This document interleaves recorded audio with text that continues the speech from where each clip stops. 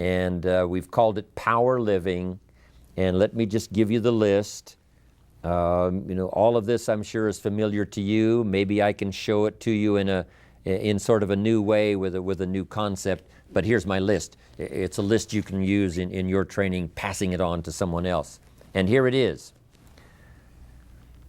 The big D's. Works in every part of life, especially herbal life. It's hard for us not to talk herbal life when we talk life, spiritual life, social life, herbal life. It's so much a part of us now. It's so much a part of our whole selves and what's happening. But here's the list. The big D's. Number one is decision.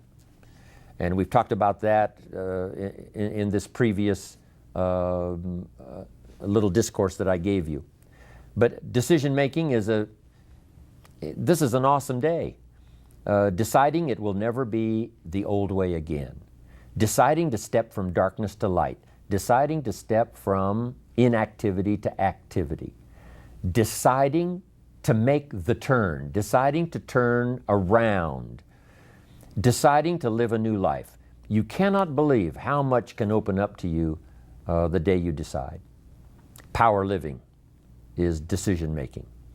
Next is desire. Who knows the mystery of where this all comes from? Who knows why some people have unusual desire and some people it takes a while for it to cultivate? Here's what I do believe. The possibility for high desire that can create the most extraordinary life, I promise you, that resides in all of us. That resides in everybody. Sometimes it's been suppressed, sometimes brutally. Sometimes it's been denied because of circumstances. Sometimes because of influence, sometimes because of an extraordinarily bitter or difficult family situation. The desire never gets a chance. It never sees the light of day. But sure enough, it does reside. And the reason why Herbalife is so exciting is because we find these people whose desire has never seen the light of day. They've never had something to where their heart leaps that they can hope for. And we come along and find these people. Now, sometimes we find them and sometimes they find us, but however it happens, it is a unique opportunity for us to perhaps awaken desire in someone so that it flourishes and grows and serves as an incredible force. And they were responsible because they made the decision, but we can take part of the credit because we found them. We opened the door, we opened the window, we handed them a piece of literature, we invited them to a meeting. We let the beginning words of our vocabulary start a process to where now they can have desire that can affect their lives forever. So the first D was decision, second was desire. Here's the third one that makes everything possible and turns imagination into reality, and it's called discipline. For some people, they see discipline as sort of an ugly word. Don't talk to me about discipline. But what you must understand is discipline is a most incredible creative force. Discipline builds a career. Discipline develops good health. Discipline forms the most incredible marriage. Discipline puts together a friendship that won't quit forever. Discipline develops skills that can be magnified, and touch the world. Discipline opens up music. You can't have incredible music without discipline. In fact, we call them the disciplines. We call architecture and music, and we call playing an instrument. We call sculpturing. We call painting. We call writing, composing. We call those the disciplines. And the disciplines gives us the indication that yes, it doesn't come except by discipline. But it also means that the discipline is the open door to the creative process to turn nothing into something and to turn imagination into reality. So here's what you must learn to do: appreciate the disciplines and welcome the disciplines. Here's a good question to ask. What other discipline could I begin that would open up a whole new expression in my life of turning imagination into reality? I had to learn the discipline of using my language to make a presentation. It took a while. I stumbled. I made mistakes. I couldn't get my thoughts organized. It would enter my mind and then it would go away. And I remember all of those strugglings to learn. My mother taught me a little piano. Here's the left hand. I got that pretty good. She says, now here's the right hand. No problem on those scales. Then she said, today we're going to do them both together. I thought, how can you do that? One hand was easy, another one was easy, but together, I'm looking at this hand, I'm looking at this hand, but finally I got them to work together. And I learned that extra discipline, and it worked for me. Now, she said, today we're going to read the music and play both hands. I thought, well, you couldn't do all that. So, but sure enough, I'm looking at the music, I'm looking at this hand, finally I got them all working together. Then she said, today we're going to watch the audience read the music and play both hands. I thought, well, now that is impossible. That's too many things to do at the same time. But guess what I found out? It didn't take long to where I could watch the audience read the music and play both hands. And a discipline then that became a joy. I play a little piano, mostly for my own amazement, not for the public. But anyway, it's exciting. Learning new disciplines that create joy, that create a painting, that create an orchestra, that create an herbal life. Mark had to put together his disciplines. And the disciplines that he had to bring together several elements, the products and the marketing and the people and the support system, and the rallies and the extravaganzas. All this stuff had to come together, incorporating other people's disciplines as well as his own, but in a disciplined way that creates an enterprise. Without discipline, there is no enterprise. Without discipline, there is no magnificent structure. Without discipline, there is no music. Without discipline, there is no health. Without discipline, there is no advantage. There is no future. So discipline is all when it comes to imagination, having something real, believing in it, and turning it into reality. Now let me give you the rest of these. Decision was first, desire was second, discipline was third. Here's number 4, development.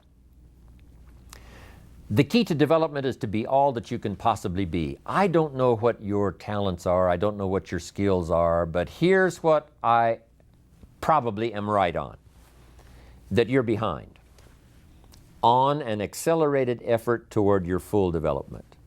I would suggest that. Now, for some of you, I know that's probably really not true. But even as I look at my own life, because, I'm tempted to procrastinate just like everybody else. I should have written 30 books by now. I've only written 4 or 5. I should have done a lot of things, but I haven't. I got distracted, and all of us, have these challenges. But what could I become? What could I become? I had one of my dearest friends. I've lost him. He died at age 53. One day, and he drank a little too much. David drank a little too much, but he did all kinds of things. He was a builder, and he was a dreamer, and he did a lot of things. But his drinking sort of kept him in a fog for like years and years. About 6 years ago, he was sitting at the yacht club, and he was in a fog, and suddenly it occurred to him, I wonder what I could have accomplished all these years if I hadn't have been in this sort of foggy state. And he said that did it. And the last 6 years before he died, he was free. And he accomplished some incredible things that last 6 years. Being all that you can be and not let habits drag you down. Not let things, sidetrack you from the full development of what you have the capable of being. What all could your heart encompass if you really had the chance and you really had the disciplines and really got to it? What could you really become? What could you earn? How healthy could you really be? How many books could you write? How many poems could you write? My granddaughter, Natalie, is 11, and she writes these most incredible poems. Someday I'm going to publish them. And of course, her brother Nathaniel is a classic gifted artist, and I think I'll publish some of her poems and his illustrations and his artistry. They're 11 and 12. They have become so much in so few years. And now my mind is wondering, I wonder how far they can go. I wonder how much they can accomplish. So here's what I would ask of you. If you feel that you're a little bit stalled, wherever you are, in your progress, I'm asking you to correct that. I'm asking you to see if you can't possibly be on a more accelerated track toward your possibilities and your full development. Here's what life is all about: to become all that we can possibly be. The full development of all of your potential, that's number one. Number two is the wise use of all of your resources. That's what life is all about, full development.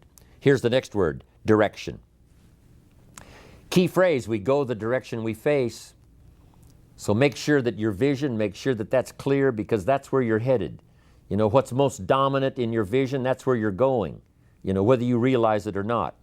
So sometimes we need to clear that up so that the direction becomes more clear, becomes more powerful in really taking us where we want to go. Good phrase we've all heard: 5 years from now you will arrive. The question is where? And you say, well, I haven't really cleared that up. I'm asking you to clear that up, because if you don't, you may arrive at a much less of a place. Not that it wouldn't be okay, but much less of a place than you could have arrived if you didn't settle on the right direction before. Here's the next word, and I must hurry with the rest of these. Next is definition. A phrase I've used so long: the drama is in the details. Give things definition, give things clarity. That's what's important. Here's the next word: dilemma. We're faced with a lot of dilemmas. Part of the dilemma is learning to sort it all out: what's valuable, what isn't valuable.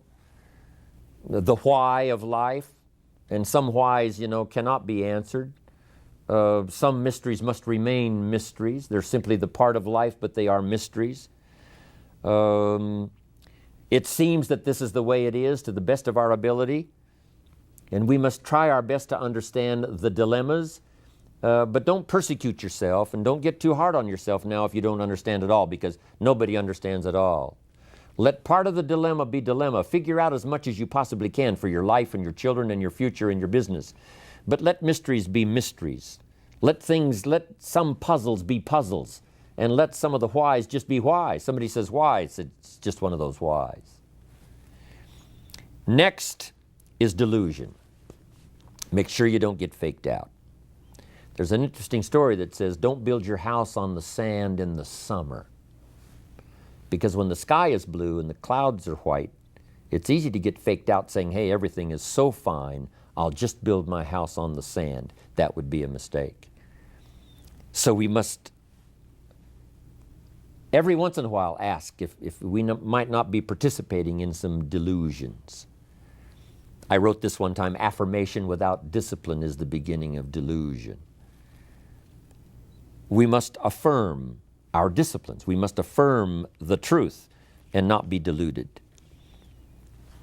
The great prayer says, lead us around temptation so we won't be deluded by the allure. Something that tells us it's going to taste good now, but something tells us it might taste good now, but the old prophet said later it turns bitter in the belly. Next is destination. You've got to have some clear places that you want to go. Herbalife is the most stimulating influence I know of, especially when it comes to business, to help you to determine a good destination. Where in 6 months? What accomplishments in 6 months? Change your pin from one to another. Where in terms of reaching people? Where in terms of your ability to influence? Would you like to be 1 year from now, 3 years from now? If you will start clearing up that destination and make your dreams a little more clear, and it's good to just dream about being successful. It's good to just dream about being healthy and powerful. But if you can be a little more clear in your destination, that will help you to secure the direction it takes to get there. And now here's the last one that's vitally important, and I'll close with this, and it's called dignity. One thing Mark chose in the very beginning when he started Herbalife, he decided to live a life of dignity. He wanted to be able to say, I'm proud of the way I started. I'm proud of the way it's gone. I'm proud that I've overcome my mistakes. I'm proud that I've learned from others. I walk with dignity because of the people I've helped, because of the lives I've changed, because of the countries I've now gone into, planted the Herbalife flag, and rendered all this incredible service. I'm proud that I didn't let mistakes overwhelm me. I'm proud I walk with dignity because I can truly say I have sincerely done every meeting. I've sincerely wished the best for everybody. I have sincerely wanted to have a refined marketing system that rewarded everybody for the effort they put in. I sincerely want to change people's health for the better and give them a longer life and a better life. I sincerely wish to do that. And I wish to do it within the guidelines. I wish to do it within a framework that creates dignity and self-respect and company respect. And as I appreciate Mark Hughes more after these 20 years, and I knew him 2 or 3 before then, he walks with dignity. And we all are walking with dignity in this unique enterprise called Herbalife. But in your personal life, make it an absolute that whatever you do, when the final sentences are coined about you and your life, they will say, not only did you do it well, not only did you do it with skill, not only did you do it maybe around the world, but you did it with honor and you did it with dignity.